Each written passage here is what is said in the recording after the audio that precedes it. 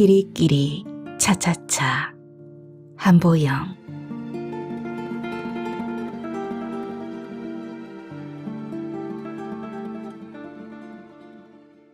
오후 1시가 되자 득수는 곧 그 여자가 나타날 거라는 기대를 접는다.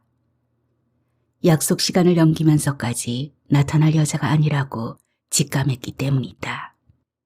순간 득수는 건너편 여자와 눈이 마주친다. 약속이나 한 듯 두 시선은 얼른 소스라쳐 딴청이다. 금세 눈을 피한 득수는 묘한 느낌을 받는다. 조금 전 바람 맞은 사람 같지 않게 들썩들썩 가슴 한구석이 열리는 기분이 아닌가. 건너편 여자도 누군가를 기다리고 있던 게 분명하다. 그렇지 않고야 그처럼 손목시계와 출입문을 번갈아 볼 까닭이 없다. 한 가지 이상한 점이 있다면 사람을 기다리는 여자치고는 그 표정이 너무 태연하다. 정각 1시가 되자 누구도 나타나지 않은 걸 확인한 여자는 입술에 묘한 웃음을 짓는다. 아니, 홀가분한 표정이 역력하다. 눈빛이 도끼 눈인 건 뭔가에 자존심이 상하거나 그런 감정을 애써 숨기지 않은 탓이리라. 10중 8구 건너편 여자도 누군가로부터 바람맞은 게 틀림없다고 득수는 짐작한다. 바람맞은 남자가 바람맞은 여자에게 손을 내밀면 어떨까? 거기까지 생각이 미치자 득수는 망설이지 않고 벌떡 자리에서 일어난다. 성큼성큼 건너편 여자가 있는 쪽으로 걸어간 득수는 주저하지 않고 여자가 앉아있는 건너편 의자에 털썩 주저앉는다. 끼리끼리 반갑네요. 끼리끼리라고? 당돌한 득수의 대시에 여자가 눈을 짓뜬다. 어떻게 된 걸까? 짓뜬 여자의 눈은 그렇듯 경계하는 기색이 없다. 득수는 한층 대담해진다. 방금 바람 맞은 거 맞죠? 바람 맞은? 그래요. 근데 그게 어쨌다는 거죠? 끼리끼리라고 했지 않았던가요? 그럼 그쪽도 그 시간에? 맞아요. 보기 좋게 당했어요. 그쪽처럼.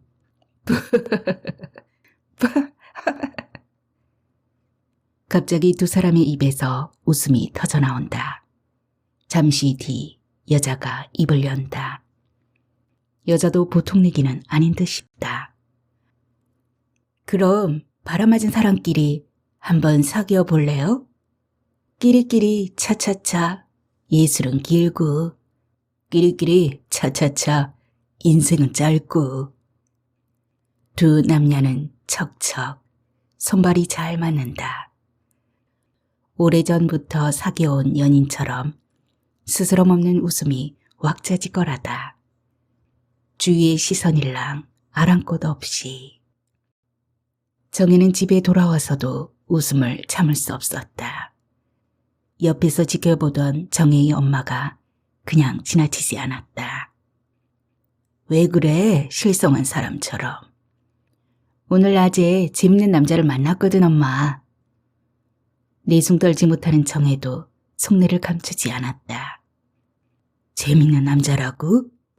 그래요, 엄마. 그 남자 솔직한 게 사귈만 하단 믿음이 갔지 뭐예요?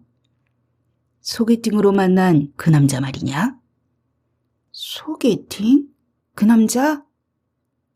정혜의 입에서 금세 웃음기가 가신다. 궁금해하는 엄마에게 바람맞은 얘기를 들려줄까 말까 하다 그만둔다. 지난 일에 관한 한 입도 뻥끗하기 싫어하는 게 정혜의 성미이다. 잠시 정혜의 눈앞에 바람맞힌 소개팅 남자가 얼씬된다. 그 남자는 몇 차례 만날 때까지 결혼도 생각해 볼 만한 사내라는 믿음이 없었던 건 아니다. 하지만 어느 날 그 남자는 정혜에게 물었다. 결혼하면 홀어머니를 누가 모시는 건가요? 당연히 우리가 모셔야겠죠. 네. 그날 뒤부터였다.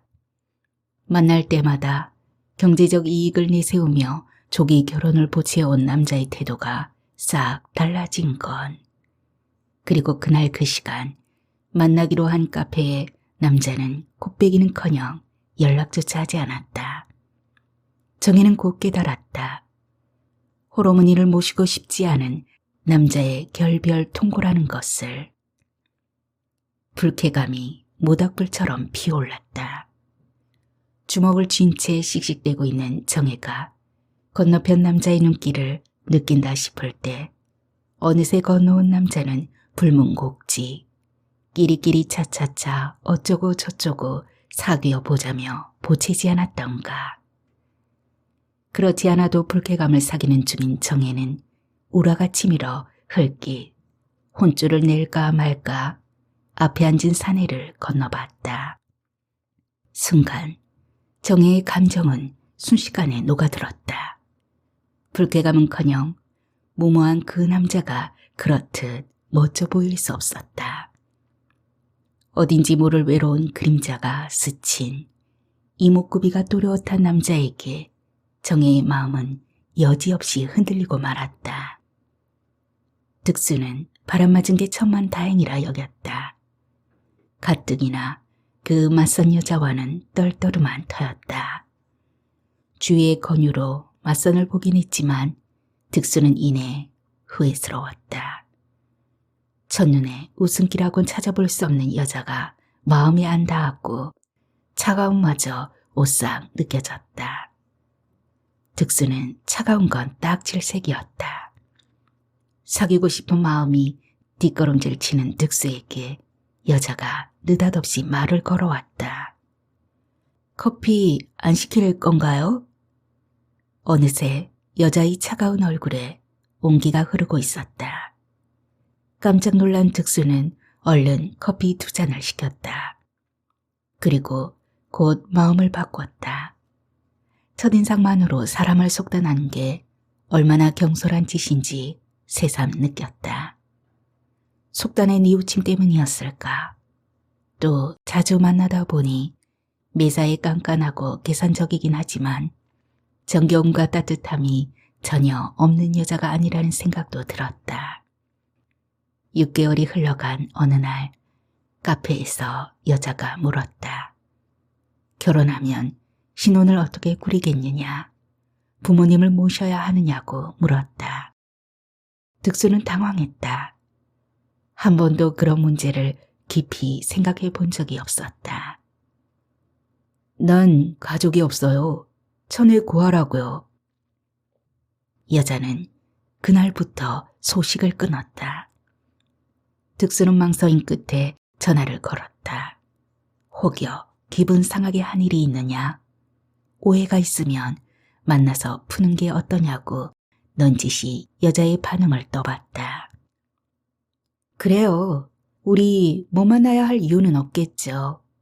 다만 그 시간 거기에 내가 나타나지 않으면 우리의 관계는 없던 걸로 해요. 무슨 뜻인지 알죠? 득수는 그렇게 해서 바람맞았다. 처음에 느낀 대로 차가운 여자였지만 득수는 불쾌하기는커녕 홀가분했다. 같은 장소에서 같이 바람맞은 여자가 새삼 가슴을 뛰게 했기 때문은 아닐까. 득수는 서울 은평 뉴타운에 살았다. 북한산이 병풍처럼 늘어서 있고 군사지역으로 고도 제한 탓인지 고층 아닌 저층 아파트 단지라는데 마음이 끌렸다. 정혜의 집은 일산 강촌마을이었다. 은평 뉴타운에 사는 득수가 일산에 사는 정혜를 만난 게 우연이 아니란 생각도 들었다. 구파발역에서 3호선 전철을 타고 마두역에서 내리면 얼마 걷지 않아 바로 엄마와 단둘이 사는 정혜의 15평 남짓 아파트가 거기 있었다. 득수와 정혜는 여러 가지 면에서 공통점이 많았다.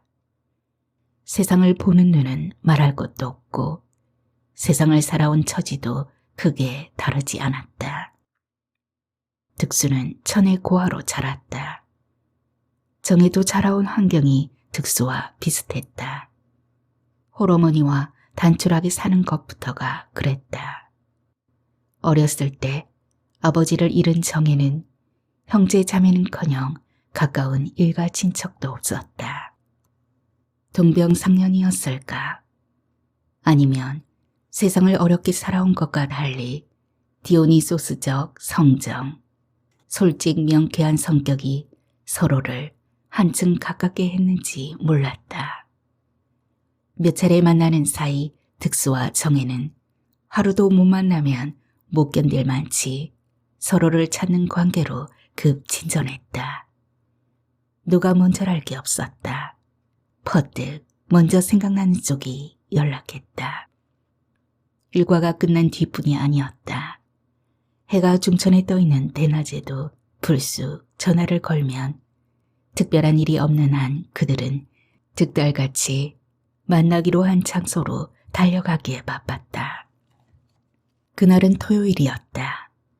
먼저 전화를 건 득수는 집 근처 카페로 정혜를 불러냈다. 할 일 없이 하품만 늘어지게 하던 정혜는 그렇지 않아도 득수에게 전화를 걸까 말까 망설이는 중이었다. 얼른 책상을 정리한 정혜는 쏜살같이 득수가 기다리는 카페로 달려갔다. 정혜는 TV 방송사에서 구성 작가로 일했다. 벌써 그 일을 해온 지 어느새 10년여 차. 그 일로 잔뼈가 굵을 대로 굵었다. 정혜는 중2 때부터 방송사에서 일했다. 처음은 제작부에서 사환으로 아르바이트를 시작했지만 성실함이 인정돼 자그마치 여고 졸업 때까지 그 일을 계속할 수 있었다. 뿐만이 아니었다. 방송사 제작 업무의 경험과 제작부 PD들의 적극적인 지원 아래 정식 사원이 된 적도 있었다. 그 덕에 정혜는 주경 야독의 기회를 얻었고 야간부지만 대학도 마쳤다.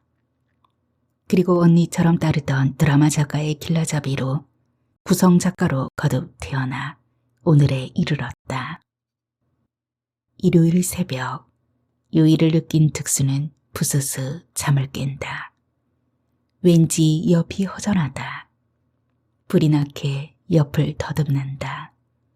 분명 곤히 잠들어 있을 정혜가 보이지 않는다. 그 자리에 쪽지 하나가 덩그레 놓여있다. 딸의 외박으로 엄마가 밤새 잠을 설칠 것 같아 조용히 빠져나가요. 득수의 입에 웃음이 번진다. 간밤의 일이 아지랑이처럼 눈앞에 어른댄다. 정혜는 배 위의 득수를 결단코 떠밀지 않았다. 물 흐르듯 몸을 내맡겼다. 거친 겉보기와 달리 정혜는 모든 걸 다소곳이 받아들였다. 토요일인 어제 오후 득수는 정혜를 불러내 영화를 관람했다. 영화를 관람하기 전까지만 해도 아무렇지 않던 감정이 영화를 본 뒤 그만 뒤엉켜버렸다. 진한 러브씬 때문이었을까? 영화관을 나올 때부터 서로는 똑바로 얼굴을 쳐다보지 못했다. 한껏 들떠있는 몸을 가누기 힘든 듯. 저녁을 먹으면서도 득수와 정혜는 별말이 없었다. 여전히 서먹한 눈길을 어쩌지 못한 채. 득수는 뭔가 원하는 감정을 감추고 싶지 않았다. 사랑한 사람끼리였다. 뭘 주저한단 말인가. 저녁을 먹고 난 뒤에도 시간은 남고 넘쳤다. 우리 집이 요 근처거든. 가서 가볍게 와인 한잔 안 할래? 불쑥 말을 꺼내놓은 득수는 정혜의 눈치를 살피기에 바빴다. 놈 남은 시간 와인으로 입술 축이는 것도 나쁘지 않겠지? 그러지 뭐. 뜻밖이었다. 좀은 서먹한 말투였지만 정혜는 굳이 엉덩이를 빼지 않고 순순히 득수를 따라 나섰다. 어쩌면 정혜도 득수의 손길을 기다리고 있었던 건 아닐까. 피부치 하나 없이 살아온 삶이었다. 게다가 얼마 전 득수는 고아라는 이유로 미팅에서 보기 좋게 퇴짜를 맞았다. 정혜도 마찬가지였으리라. 끼리끼리의 외로움을 달래는 게 뭐 그리 흉이랴 싶은 득수는 염치불문 정혜를 침실로 끌었다. 정혜는 저항하지 않았다. 스스로 하나둘 옷을 벗어던지고 조용히 득수의 품에 안겼다. 득수는 변호사였다. 서초동 법원 근처에 사무실이 있었다.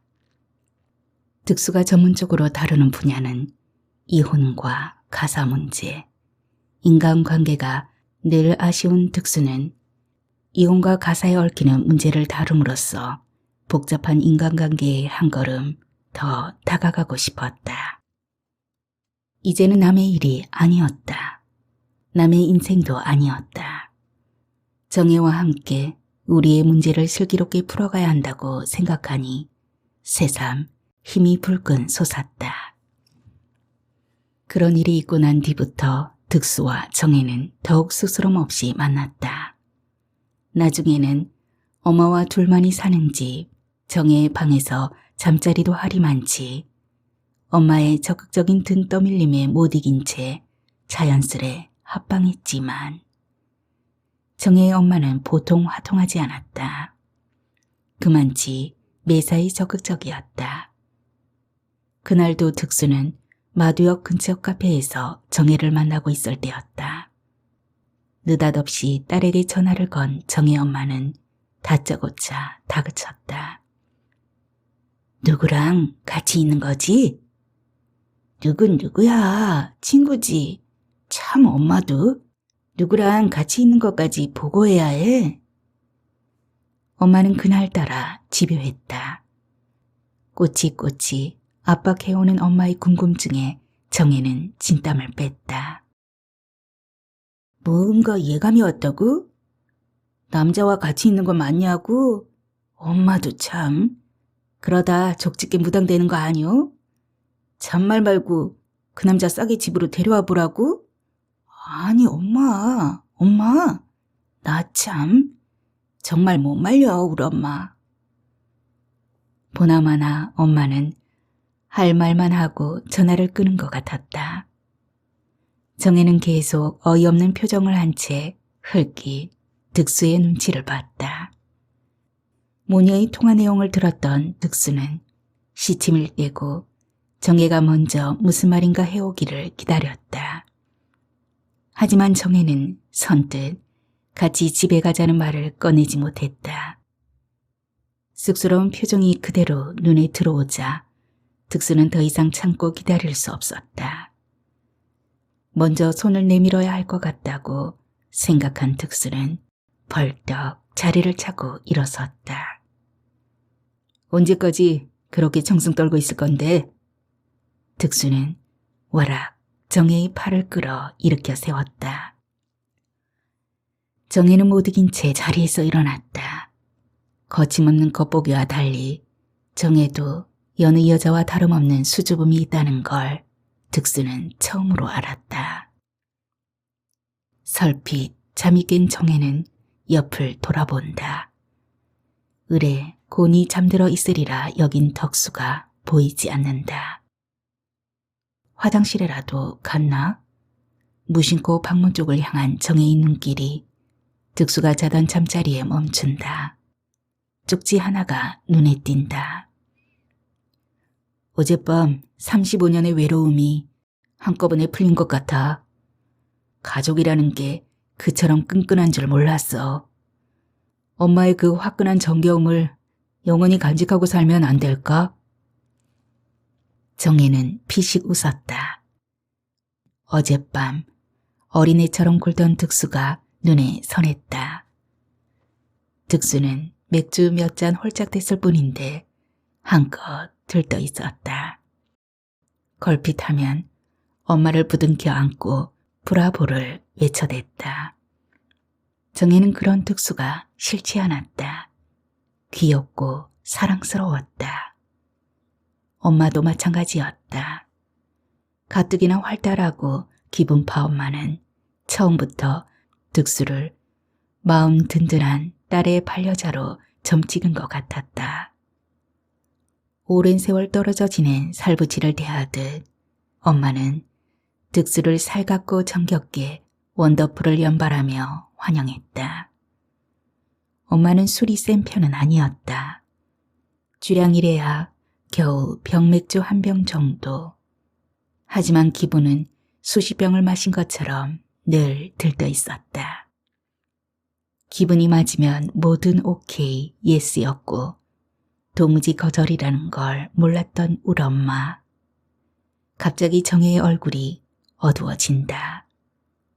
멋쟁이 엄마의 그 후한 마음 씀씀이 때문에 겪지 않아야 할 시련을 겪었던 일이 눈앞을 스쳤기 때문이었다. 엄마는 아빠 얘기를 그다지 하려 들지 않았다.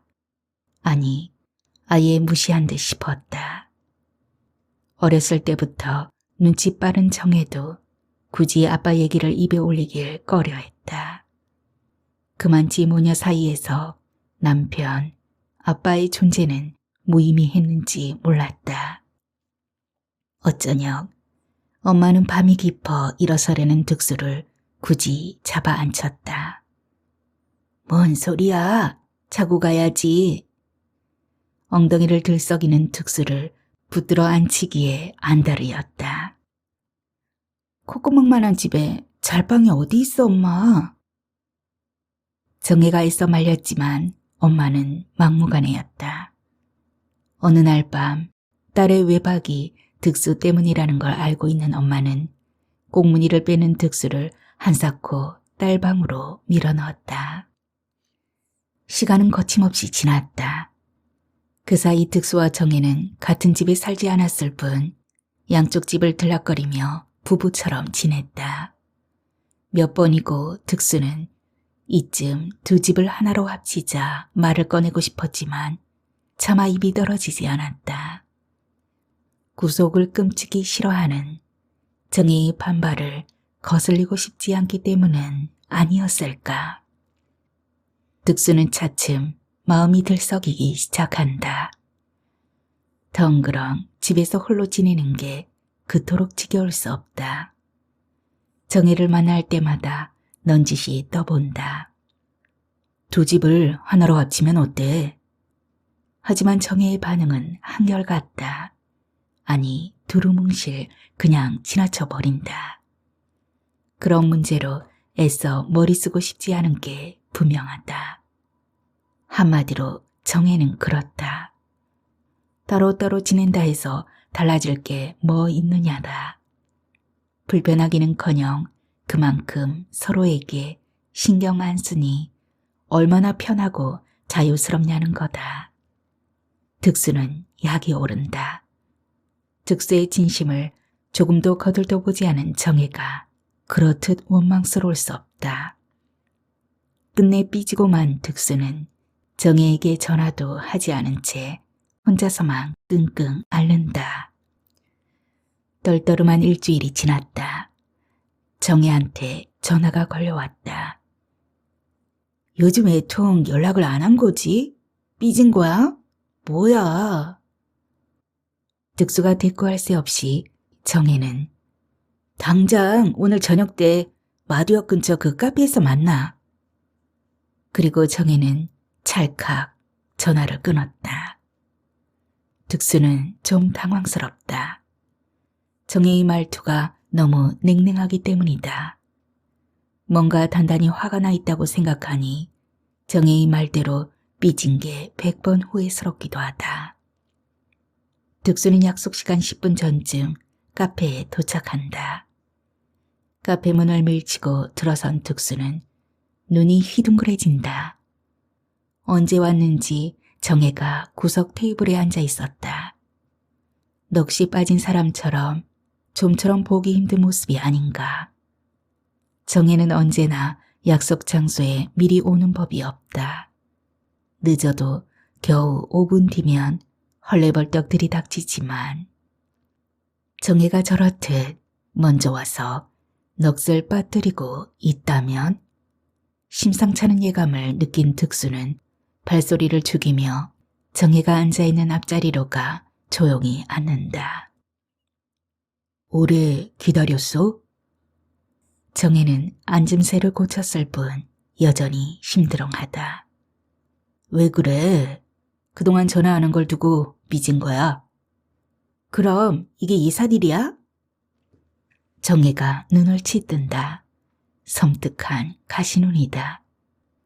더욱 몸을 움츠린 득수는 분위기를 바꿔볼 양으로 차부터 주문하기 위해 자리에서 일어선다. 조심스럽게 정혜에게 뭘 마실 거냐고 묻는다. 따뜻한 우유. 정혜는 커피 마니아다. 고개를 갸웃댄 득수는 아무 소리 않고 주문대로 가서 따뜻한 우유와 아메리카노 한 잔을 시킨 뒤 자리로 돌아온다. 정혜는 테이블에 갖다 놓은 우유는 손도 대지 않은 채 한숨만 들이쉬고 내쉬더니 무거운 입을 연다. 나 아이 가졌어. 순간 득수는 귀를 의심한다. 아니, 꿈을 꾸고 있는 것 같다. 마음 같아선 기뻐 날뛰고 싶지만 날카로워질 대로 날카로워진 정혜 앞이라 기쁨을 꾹꾹 누른 채 계속 정혜의 표정을 살피기에 바쁘다. 한참 만에 다시 정혜가 입을 연다. 아이는 낳아서 내가 기를 거야. 득수는 정혜의 손을 와락 끌어안는다. 떨리는 소리로 외친다. 잘 생각했어. 정혜, 우리 더 이상 망설이지 말자, 응? 더 이상 기쁨을 감추고 싶지 않았다. 좋아하지 마. 그렇다고 우리의 현재가 달라지지 않아. 쓸데없는 상상, 기대나 하지 않은 게 좋아. 무슨 뜻인지 알지? 정혜는 의외로 단호하다. 아니, 아이 아빠의 입장 같은 건 아예 안중에 없는 듯. 그게 왜 그처럼 득수는 서운섭섭한지 모른다. 그렇지만 득수는 한 발 물러서기로 마음먹는다. 아이를 가져 신경이 예민해진 정혜를 더 이상 자극하고 싶지 않기 때문이다. 오늘만은 애써 정혜의 결심을 받아들인 척 물러서자. 득수는 아무 말 없이 영양가 있는 저녁을 먹인 뒤 정혜를 집까지 바래다 주는 것으로 조용히 넘어간다. 집으로 돌아온 득수는 선뜻 잠을 청하지 못한다. 아무리 고쳐 생각해도 정혜의 눈치만 보며 손 놓고 있을 수 없을 듯 싶다. 밤새도록 뒤척인 끝에 득수는 일을 저지르기로 마음을 굳힌다. 그렇다. 당장 짐을 싸들고 정혜의 집으로 쳐들어가자. 가벼운 흥분마저 느낀 득수는 이튿날 일어나자마자 사무실도 나가지 않고 짐을 꾸린다.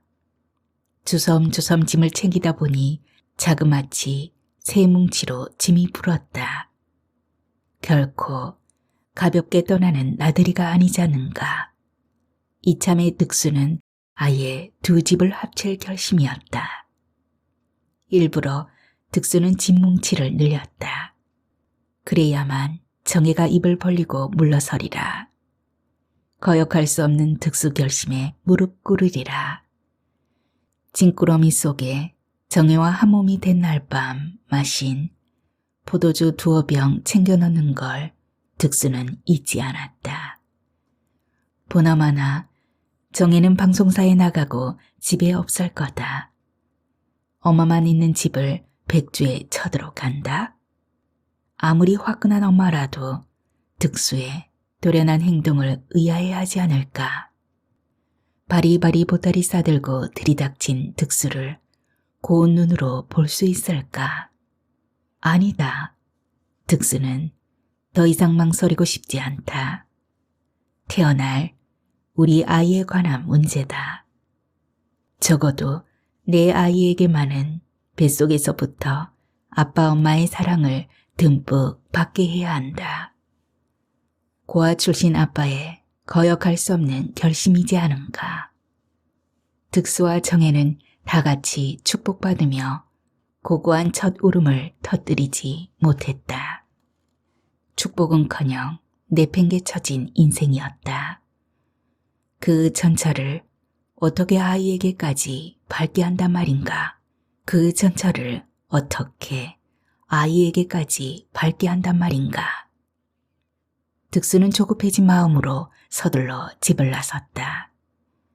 용달차를 불러 바리바리 싼 짐을 싣고 일산 강촌마을 정혜의 15병 아파트를 향해 힘차게 달려갔다. 득수의 각오는 그 어느 때보다 서리빨 같았다. 드디어 정혜의 아파트 문 앞에 선 득수는 망설이지 않고 문을 두들긴다. 누구세요? 안에서 정혜 엄마의 목소리가 들려온다. 뒤미쳐 문이 열리면서 엄마의 얼굴이 빠끔히 드러난다. 아니, 웬일로 짐까지 싸들고 이 대낮에? 정혜 고집을 꺾기 위해선 이 방법밖에 없습니다, 어머님. 눈치 빠른 엄마의 얼굴이 해바라기 꽃처럼 활짝 핀다. 잘 생각했어. 그렇잖음 개의 항소고집 누가 꺾어? 엄마의 축복 속에 설핏 득수의 눈앞에 정혜의 얼굴이 다가온다. 고집스러운 정혜의 그 얼굴에도 갑자기 해바라기 꽃이 만발하다. 아침 햇살 잔뜩 머금은 해바라기 꽃.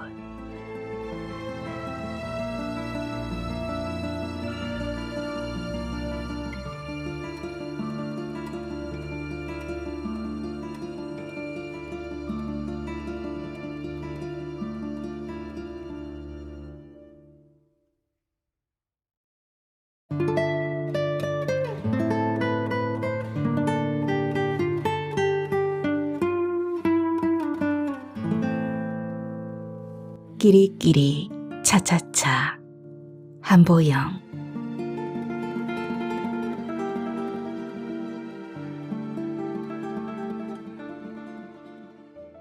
오후 1시가 되자 득수는 곧 그 여자가 나타날 거라는 기대를 접는다. 약속 시간을 넘기면서까지 나타날 여자가 아니라고 직감했기 때문이다. 순간 득수는 건너편 여자와 눈이 마주친다.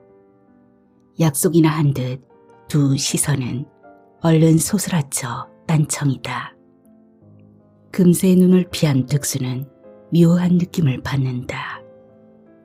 조금 전 바람 맞은 사람 같지 않게 들썩들썩 가슴 한구석이 열리는 기분이 아닌가. 건너편 여자도 누군가를 기다리고 있던 게 분명하다. 그렇지 않고야 그처럼 손목시계와 출입문을 번갈아 볼 까닭이 없다. 한 가지 이상한 점이 있다면 사람을 기다리는 여자치고는 그 표정이 너무 태연하다. 정각 1시가 되자 누구도 나타나지 않은 걸 확인한 여자는 입술에 묘한 웃음을 짓는다. 아니, 홀가분한 표정이 역력하다. 눈빛이 도끼 눈인 건 뭔가에 자존심이 상하거나 그런 감정을 애써 숨기지 않은 탓이리라. 10중 8구 건너편 여자도 누군가로부터 바람맞은 게 틀림없다고 득수는 짐작한다. 바람맞은 남자가 바람맞은 여자에게 손을 내밀면 어떨까? 거기까지 생각이 미치자 득수는 망설이지 않고 벌떡 자리에서 일어난다. 성큼성큼 건너편 여자가 있는 쪽으로 걸어간 득수는 주저하지 않고 여자가 앉아있는 건너편 의자에 털썩 주저앉는다. 끼리끼리 반갑네요. 끼리끼리라고? 당돌한 득수의 대시에 여자가 눈을 치뜬다. 어떻게 된 걸까? 치뜬 여자의 눈은 그렇듯 경계하는 기색이 없다. 득수는 한층 대담해진다. 방금 바람 맞은 거 맞죠? 바람 맞은? 그래요. 근데 그게 어쨌다는 거죠? 끼리끼리라고 했지 않았던가요? 그럼 그쪽도 그 시간에? 맞아요. 보기 좋게 당했어요. 그쪽처럼.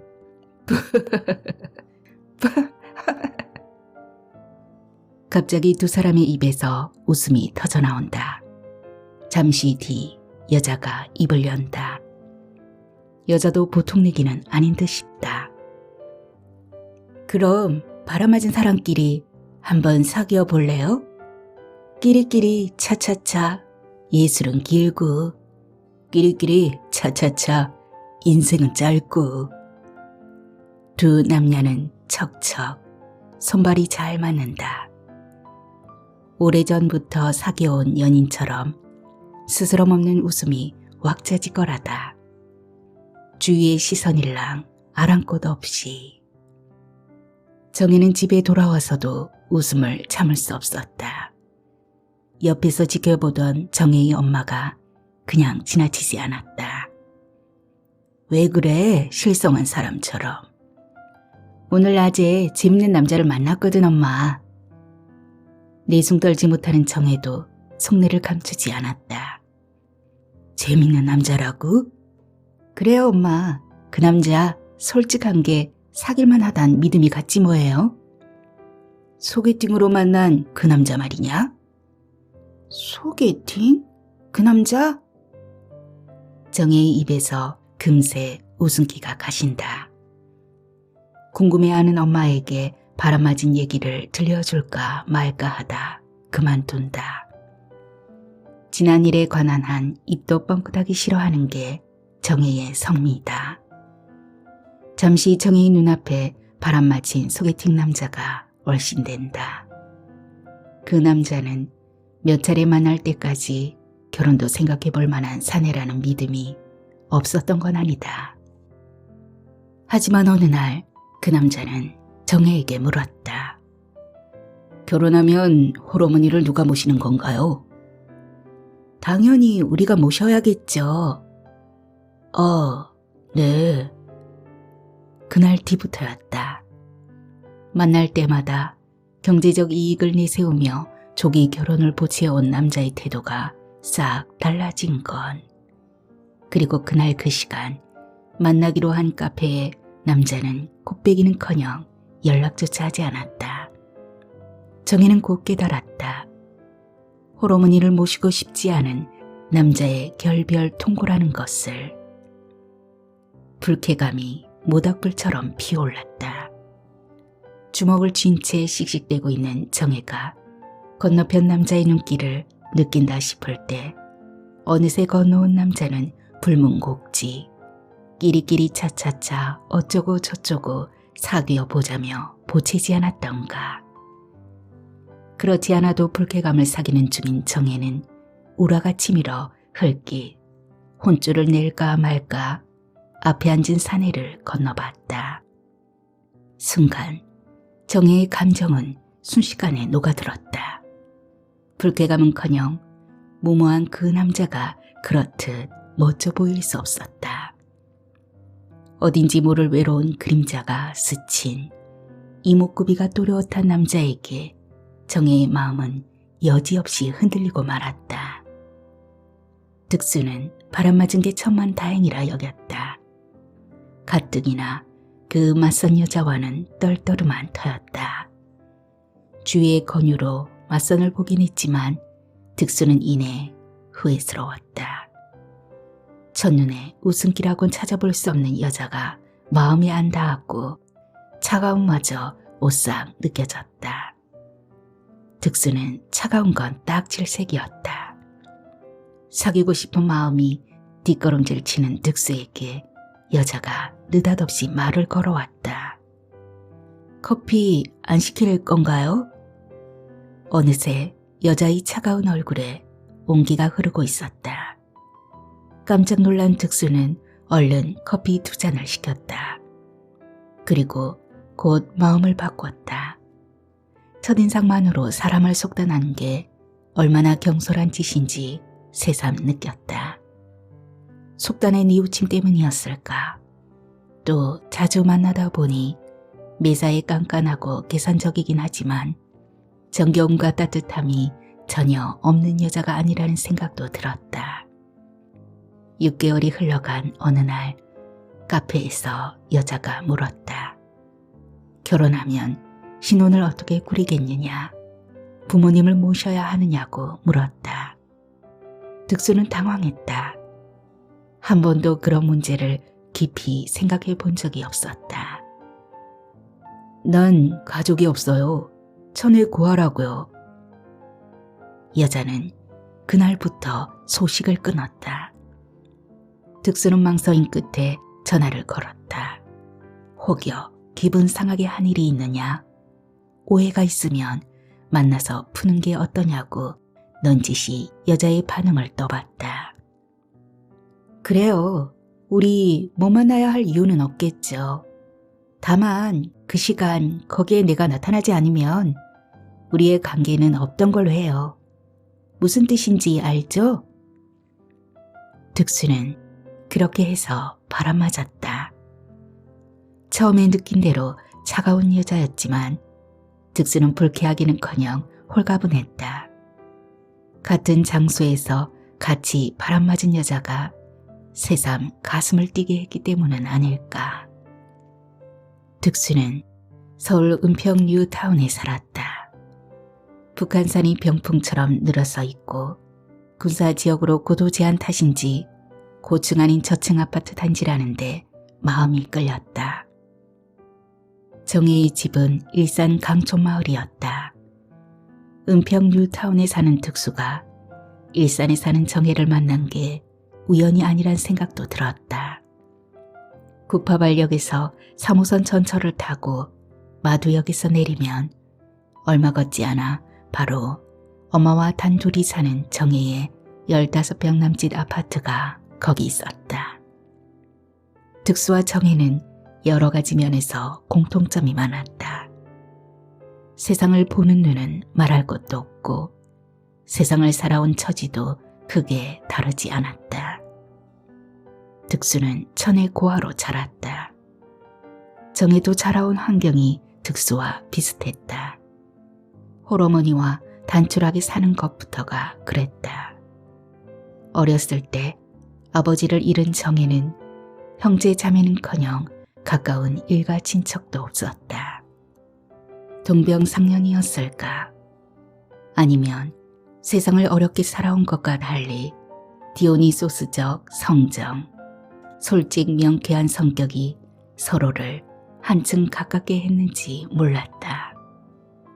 몇 차례 만나는 사이 득수와 정혜는 하루도 못 만나면 못 견딜 만치 서로를 찾는 관계로 급 진전했다. 누가 먼저랄 게 없었다. 퍼뜩 먼저 생각나는 쪽이 연락했다. 일과가 끝난 뒤뿐이 아니었다. 해가 중천에 떠있는 대낮에도 불쑥 전화를 걸면 특별한 일이 없는 한 그들은 득달같이 만나기로 한 장소로 달려가기에 바빴다. 그날은 토요일이었다. 먼저 전화를 건 득수는 집 근처 카페로 정혜를 불러냈다. 할 일 없이 하품만 늘어지게 하던 정혜는 그렇지 않아도 득수에게 전화를 걸까 말까 망설이는 중이었다. 얼른 책상을 정리한 정혜는 쏜살같이 득수가 기다리는 카페로 달려갔다. 정혜는 TV 방송사에서 구성 작가로 일했다. 벌써 그 일을 해온 지 어느새 10년여 차.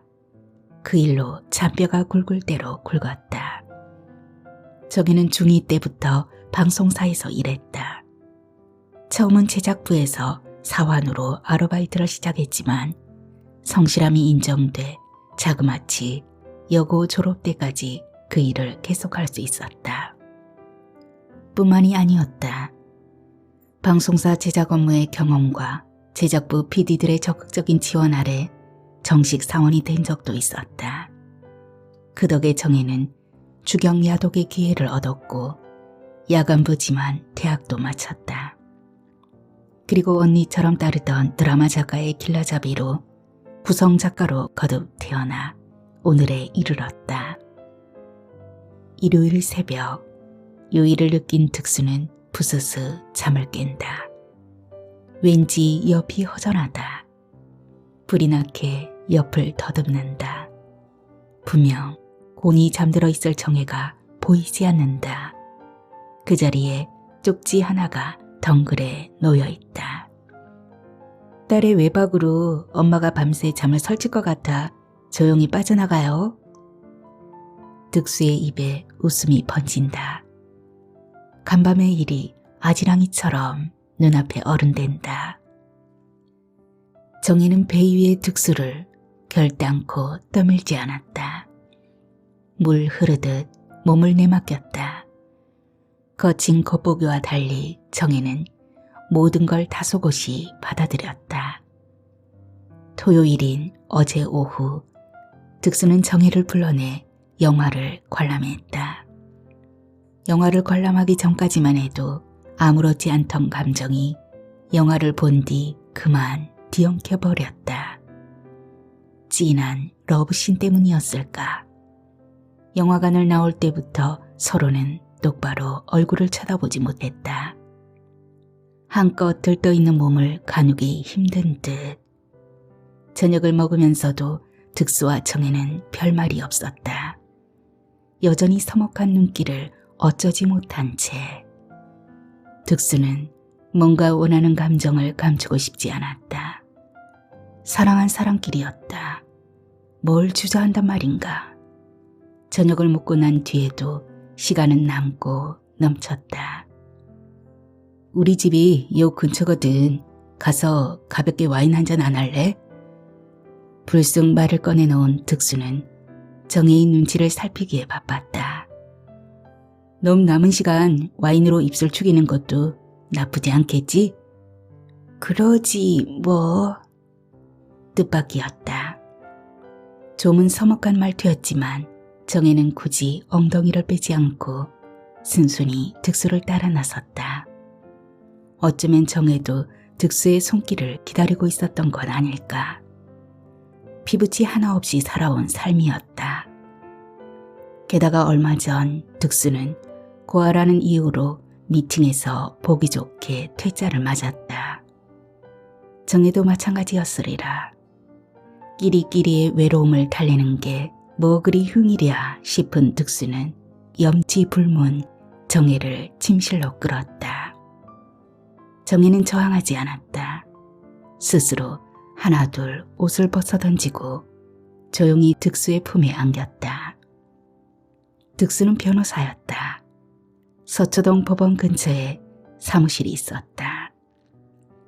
득수가 전문적으로 다루는 분야는 이혼과 가사 문제, 인간관계가 늘 아쉬운 득수는 이혼과 가사에 얽히는 문제를 다룸으로써 복잡한 인간관계에 한 걸음 더 다가가고 싶었다.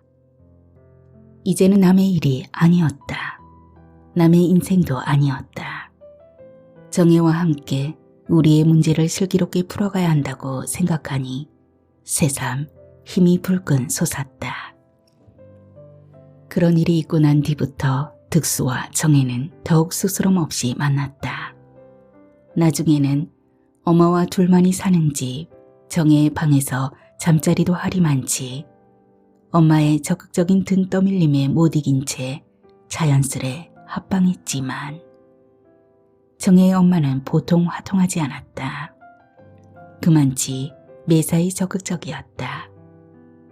그날도 득수는 마두역 근처 카페에서 정혜를 만나고 있을 때였다. 느닷없이 딸에게 전화를 건 정혜 엄마는 다짜고짜 다그쳤다. 누구랑 같이 있는 거지? 누군 누구야? 친구지.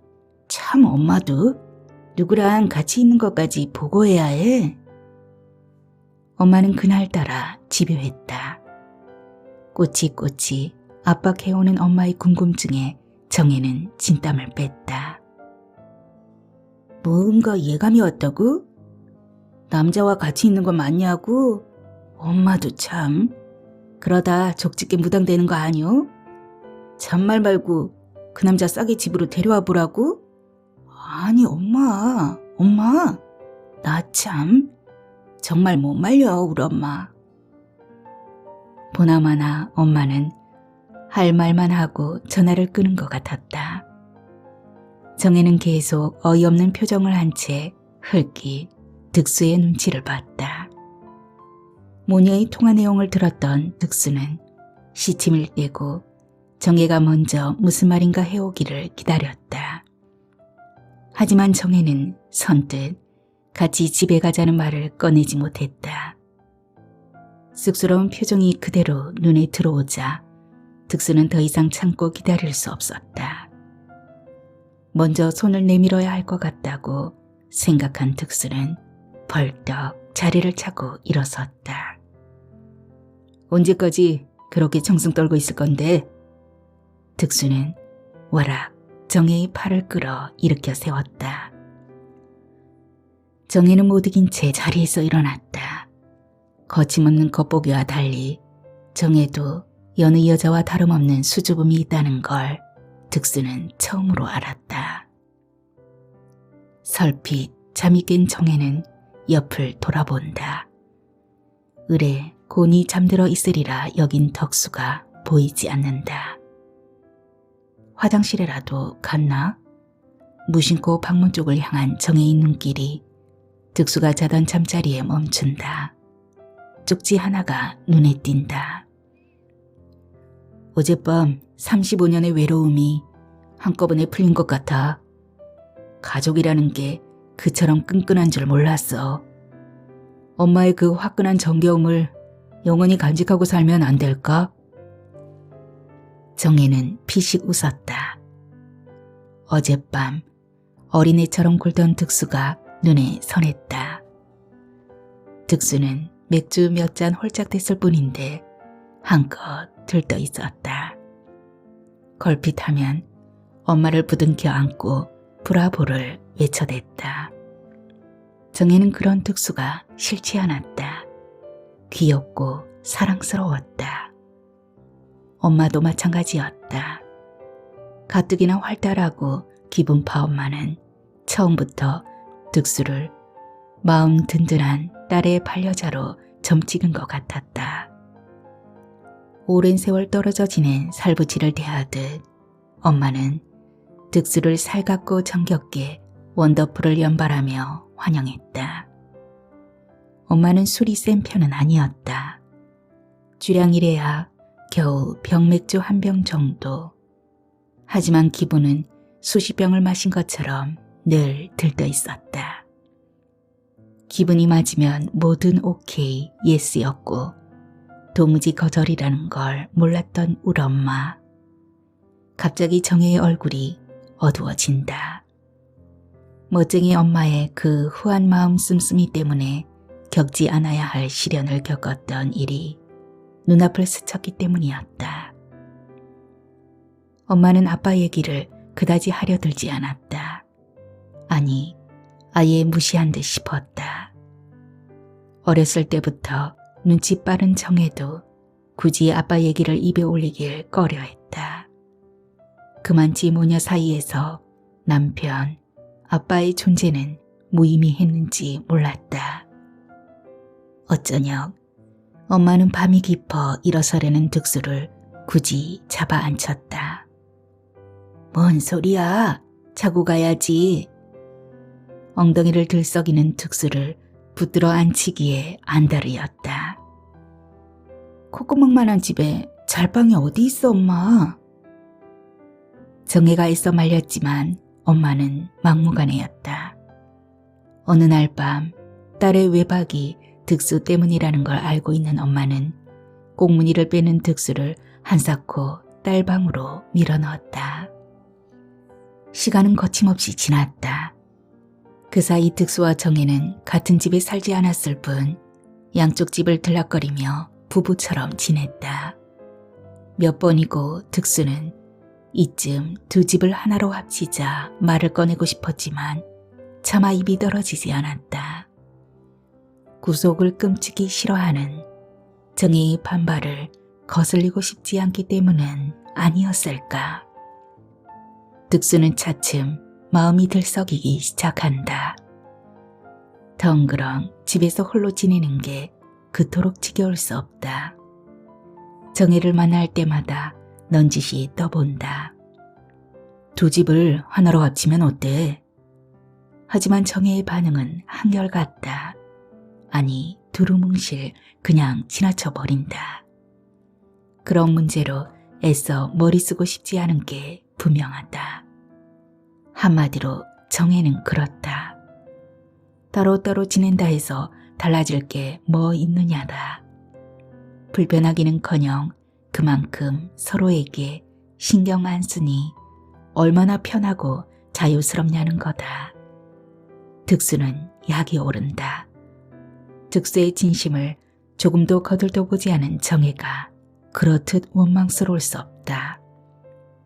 끝내 삐지고만 득수는 정혜에게 전화도 하지 않은 채 혼자서만 끙끙 앓는다.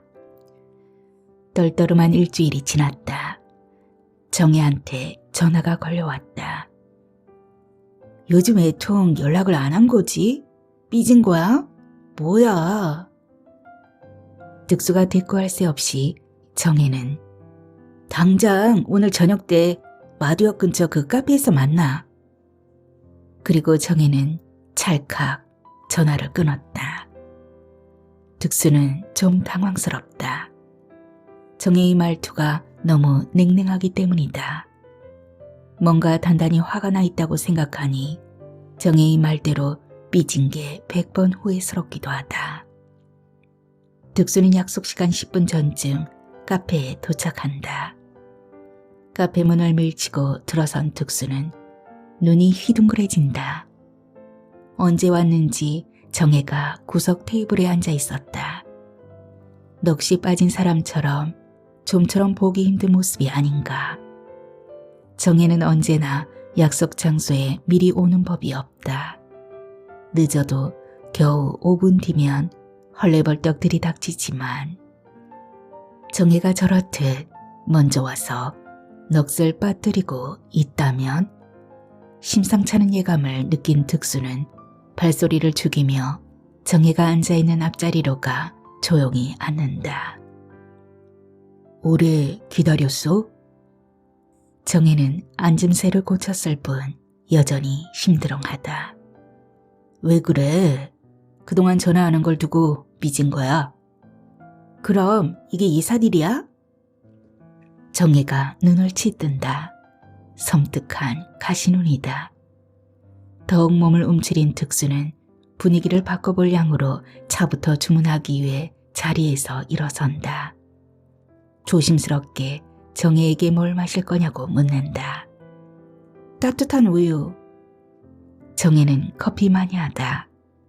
고개를 갸웃댄 득수는 아무 소리 않고 주문대로 가서 따뜻한 우유와 아메리카노 한 잔을 시킨 뒤 자리로 돌아온다. 정혜는 테이블에 갖다 놓은 우유는 손도 대지 않은 채 한숨만 들이쉬고 내쉬더니 무거운 입을 연다. 나 아이 가졌어. 순간 득수는 귀를 의심한다. 아니, 꿈을 꾸고 있는 것 같다.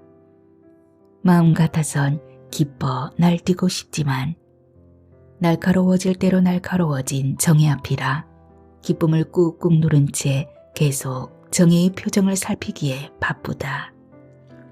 한참 만에 다시 정혜가 입을 연다. 아이는 낳아서 내가 기를 거야. 득수는 정혜의 손을 와락 끌어안는다. 떨리는 소리로 외친다. 잘 생각했어, 정혜. 우리 더 이상 망설이지 말자, 응? 더 이상 기쁨을 감추고 싶지 않았다.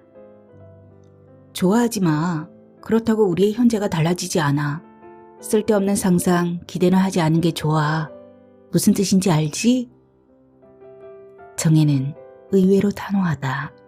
아니, 아이 아빠의 입장 같은 건 아예 안중에 없는 듯. 그게 왜 그처럼 득수는 서운섭섭한지 모른다.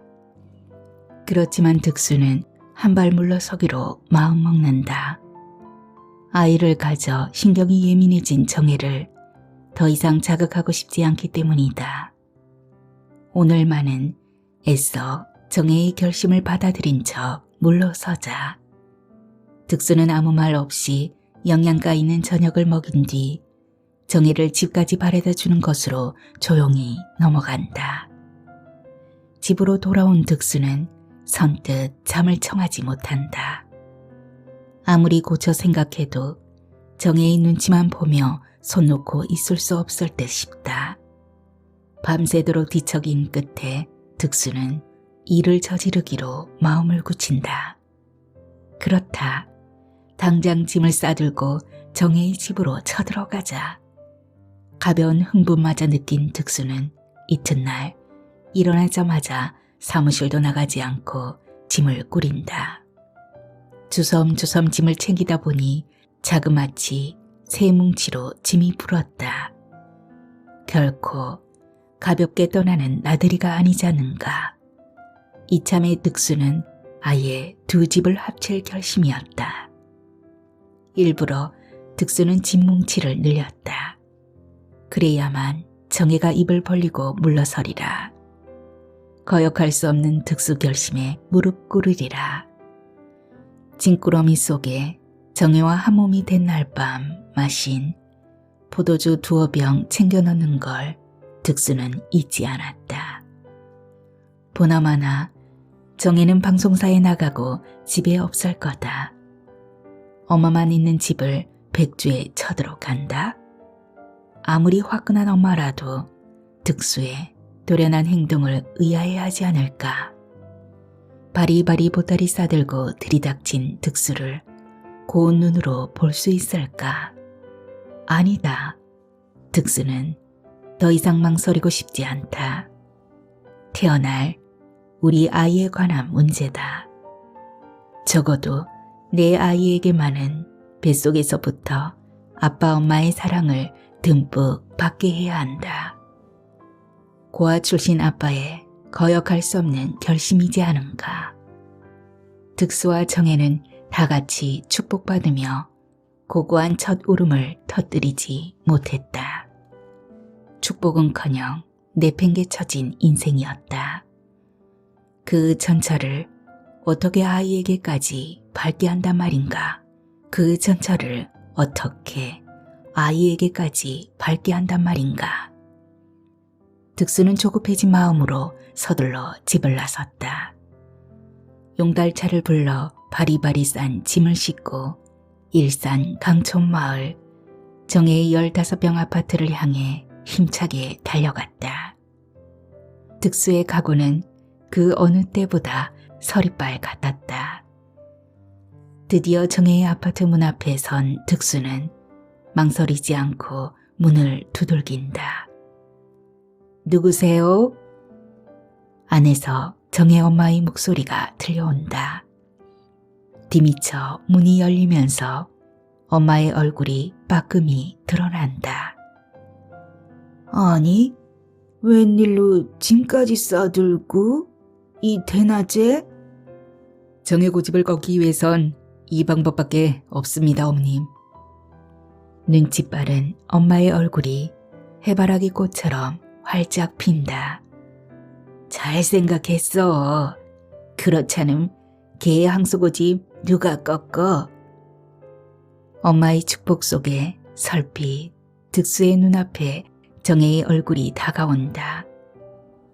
고집스러운 정혜의 그 얼굴에도 갑자기 해바라기 꽃이 만발하다. 아침 햇살 잔뜩 머금은 해바라기 꽃.